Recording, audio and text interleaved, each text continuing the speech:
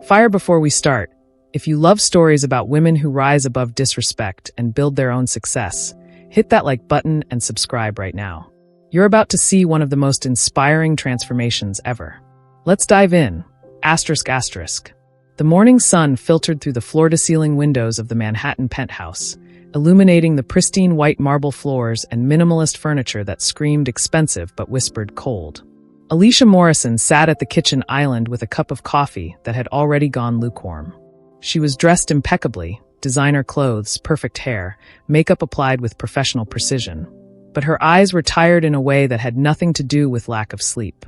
She was listening to her husband, David Morrison, conduct a business call in his home office just down the hall.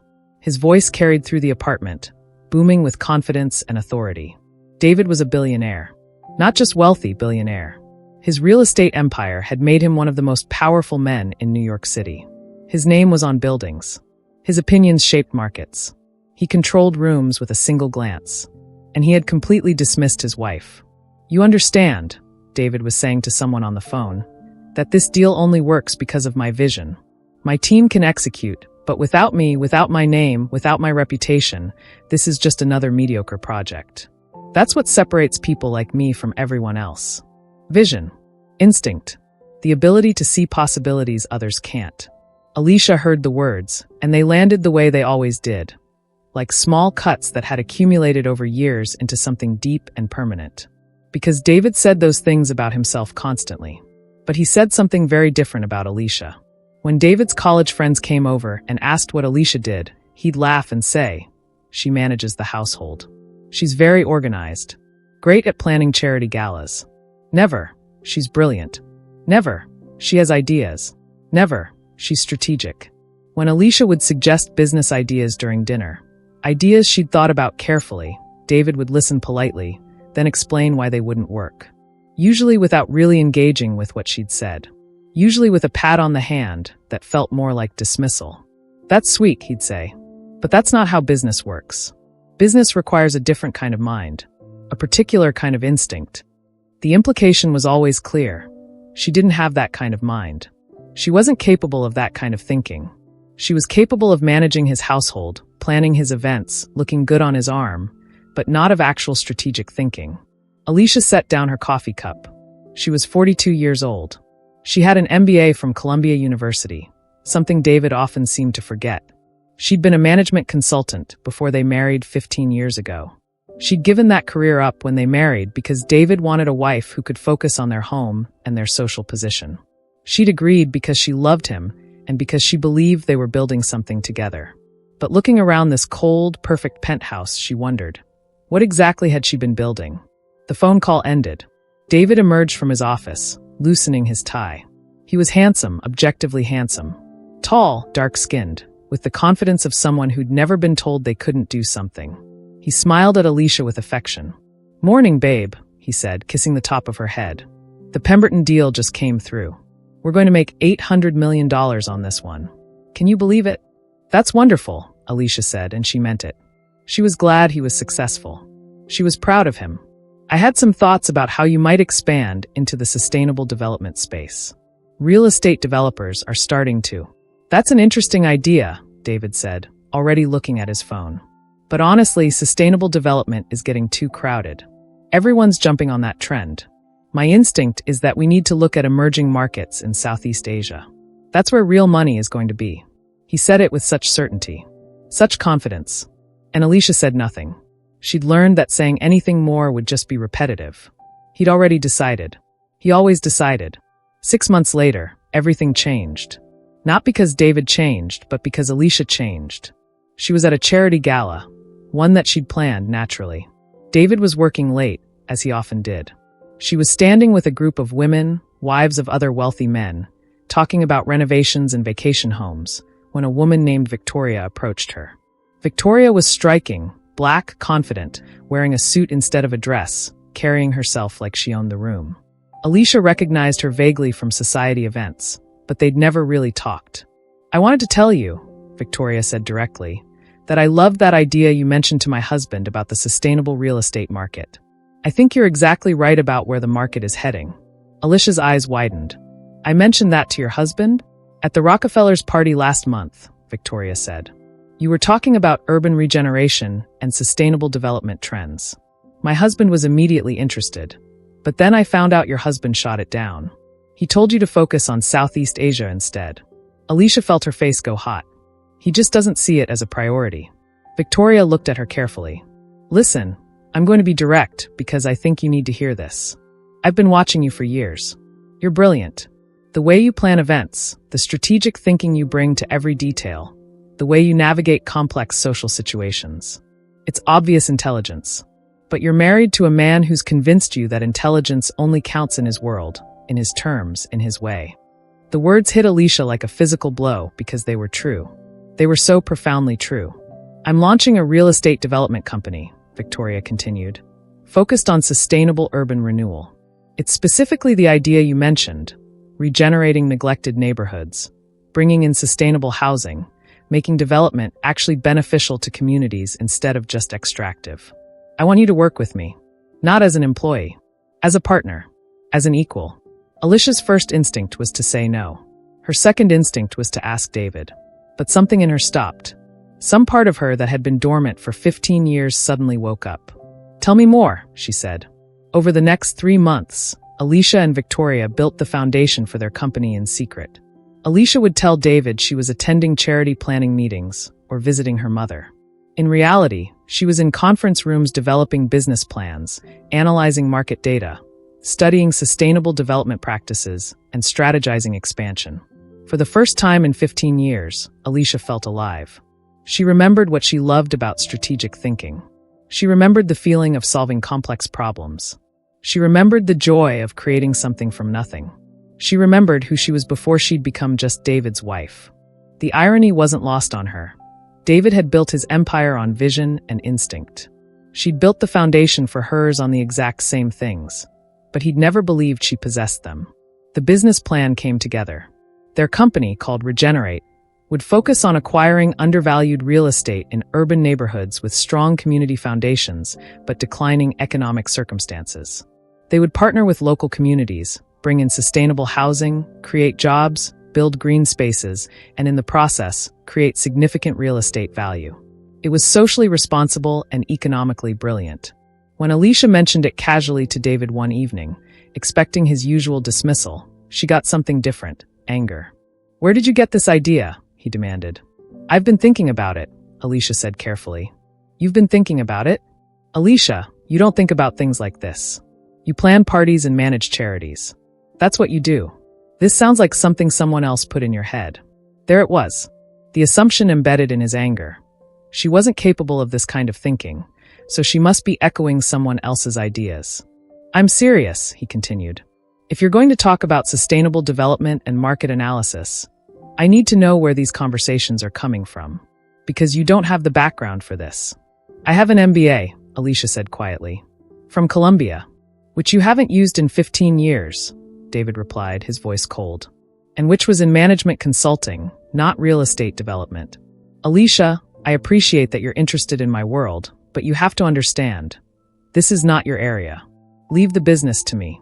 That night, after David fell asleep, Alicia sat on the balcony of their penthouse, looking out at the New York City skyline, and made a decision. 2 weeks later, Alicia moved out. Not dramatically, not angrily, but deliberately. She rented an apartment in Brooklyn. She told David she needed space to think. She didn't tell him about Regenerate because she knew exactly what he would do. He would find a way to dismiss it, to control it, to make her doubt herself again. David was shocked. For the first time in their marriage, the confident billionaire seemed uncertain. He called repeatedly, sent flowers, suggested couples therapy. He didn't understand why Alicia was leaving. In his mind, they had a good marriage. He provided for her. He was faithful. He was successful. What else could she possibly want? What he didn't understand was that Alicia had finally answered that question. She wanted herself back. Regenerate launched 18 months later. Their first project was a neighborhood in East Harlem that had been struggling for decades. Working with local community organizations, Alicia and Victoria purchased 15 abandoned buildings. They invested in sustainable renovations, creating affordable housing that was also environmentally responsible. They brought in local businesses, created jobs for neighborhood residents, and built a community garden that became the heart of the renewal. The project was profiled in Forbes. It was featured in architectural magazines. Most importantly, it worked. The neighborhood started thriving again. Property values increased, but so did quality of life for existing residents, because Alicia and Victoria had built affordability protections into their model. They weren't extracting wealth from the community. They were building it with the community. Within 3 years, Regenerate had launched 12 projects in major American cities. Within 5 years, they were valued at $300 million. Within 7 years, they were approaching $1 billion in assets. Alicia became known as one of the most innovative voices in sustainable real estate development. She was featured on magazine covers. She gave TED Talks. She was invited to board meetings and advisory positions for major corporations. And everywhere she went, she saw David's face in the news, reading about his achievements, still convinced he was the visionary in their relationship. It was Victoria who pushed for the confrontation. "He needs to know," Victoria said during a board meeting. "He should hear it from you." So Alicia called David. She hadn't spoken to him in 6 months, though they'd exchanged messages through their lawyers about the separation agreement. She suggested coffee at a neutral location. David showed up in person looking older than she remembered, though it had only been 6 months. He looked confused, like he still didn't understand what had gone wrong. "The separation doesn't have to be permanent," were his first words. "I've been thinking, and I realize I should have been more supportive of your interests. Maybe we could find a compromise." Alicia set down her coffee cup carefully. "I'm not here to talk about our marriage, David. I'm here to tell you that I've been building something significant, and I wanted you to know before it becomes public knowledge." She pulled out her laptop and showed him everything. The Regenerate website, the projects, the valuations, the press coverage, everything she and Victoria had built while he was acquiring properties in Southeast Asia, which, she noted, had performed significantly worse than he'd predicted. David watched in silence, his expression shifting from confusion to anger to something that looked almost like fear. He started, then stopped. "How much of this is actually your work versus Victoria's?" And there it was. Even now, even faced with undeniable evidence of her success, David couldn't accept that she'd done this. His first instinct was to assume someone else had done the real work. "All of it," Alicia said calmly. "Victoria is brilliant too. But this was my idea, my vision, my instinct about where the market was heading. The exact thing I suggested to you years ago that you dismissed." "Alicia, don't take this the wrong way," David said, his voice taking on the patronizing tone she knew so well. "But I think you might be overstating your role. Victoria probably did the heavy lifting. You contributed, certainly, but—" "Stop," Alicia interrupted, and her voice was so quiet and so firm that David actually stopped talking. "Do you hear what you're doing? You're looking at $800 million in assets I've helped build, and your first instinct is to dismiss my role. Do you understand how that's been the entire problem? You're incapable of seeing me as capable." David opened his mouth to respond, but Alicia continued. "I'm not here to convince you. I'm not here to prove anything to you. I'm here to tell you that I've succeeded not because Victoria carried me, but because I stopped waiting for your permission to be competent. I stopped asking for your approval. I stopped accepting your assessment of what I was capable of. And once I did that, everything changed." She closed her laptop. "I wanted you to know that the woman you dismissed as just a party planner built something extraordinary. Not to hurt you, but because you deserve to understand what you lost when you decided I wasn't worth listening to." When Alicia walked out of that coffee shop, she felt something she hadn't felt in 15 years. Completely, totally free. David tried to reach out several times over the following weeks. He tried to suggest they could work together, that his real estate expertise and her business ideas could complement each other. But Alicia had learned the most important lesson. She didn't need his validation anymore. She didn't need his approval. She didn't need him to believe in her because she believed in herself. The story of Alicia Morrison teaches us something critical about power, respect, and what happens when we stop accepting other people's limitations on our potential. For women, particularly Black women, this story resonates in a specific and important way. Because Alicia's experience, being in a relationship with someone who valued her appearance and her support, but not her mind, being in a position of financial dependence that made her vulnerable to dismissal, having her ideas stolen and attributed to others, being told her education and intelligence didn't matter. This is a pattern that countless women experience. But there's a deeper lesson here too, one that applies to anyone in a situation where they're being underestimated or dismissed. First, your competence is not dependent on someone else's belief in it. David's dismissal of Alicia's intelligence didn't make her less intelligent. It just meant David was wrong. The tragedy was that Alicia spent 15 years believing his assessment instead of trusting her own understanding of herself. Second, financial dependence creates vulnerability to dismissal. Alicia couldn't fully assert herself while she was dependent on David's income. The moment she became financially independent, she became free to make her own choices and live by her own standards. This is a critical truth. Independence matters, not just for freedom but for dignity. Third, the ideas you have matter. That sustainable development strategy Alicia suggested? David dismissed it, but it turns out she was right. When she pursued it anyway, it became the foundation of a multi-billion-dollar company.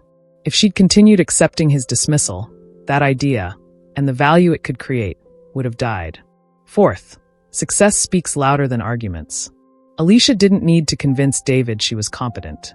She needed to build something undeniable. Now when she walks into rooms, people know who she is. She's not known as David's wife. She's known as Alicia Morrison, founder of Regenerate, innovator in sustainable development.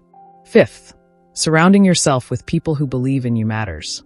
Victoria saw Alicia's competence when Alicia herself had almost stopped believing in it.